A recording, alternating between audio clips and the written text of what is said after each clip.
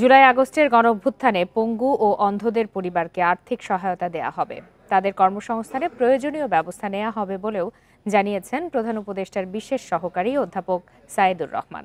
সেই সঙ্গে আহতদের পাশে সরকারের পাশাপাশি রাজনৈতিক দলগুলোরও থাকার দায়িত্ব রয়েছে বলে মন্তব্য করেছেন তথ্য উপদেষ্টা।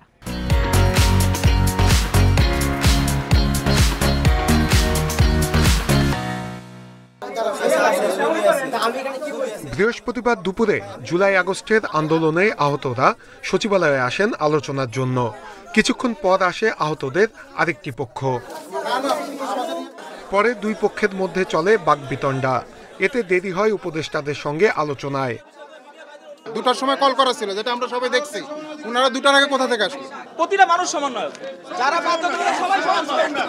বিকেল 4:30টার দিকে উপদেষ্টাদের সঙ্গে শুরু হয় আলোচনা। সবাই আহতরা সঠিকভাবে চিকিৎসা না পাওয়া সহ নানা অভিযোগ তোলেন। তবে তাদের নিয়ে যেন ফ্যাসিবাদী আওয়ামী লীগ কোনো রাজনীতি করতে না পারে সেদিকেও লক্ষ্য রাখতে বলছেন আহতরা।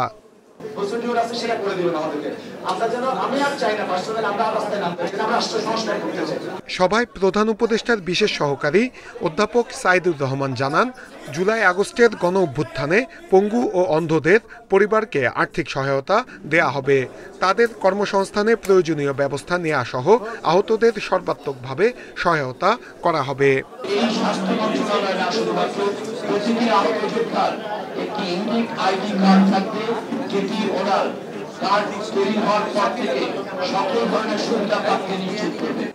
সবাই তথ্য উপদেষ্টা নাহিদ ইসলাম বলেন, অভ্যুত্থানে আহতরা এখনো হাসপাতালের বিছানায়, অথচ রাজনৈতিক দলগুলো নির্বাচন দেওয়ার কথা বলছে। তিনি আরো বলেন, আহতদের পাশে কেবল সরকার নয়, রাজনৈতিক দলগুলোরও দাঁড়ানোর দায়িত্ব রয়েছে।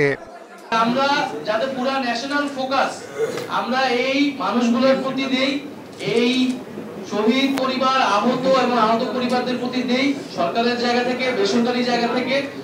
এবং আমরা আজকে একটি টাইমলাইন দেওয়া হলো যে 5 কর্মদিবসের মধ্যে একটি রূপরেখা দেওয়া হবে।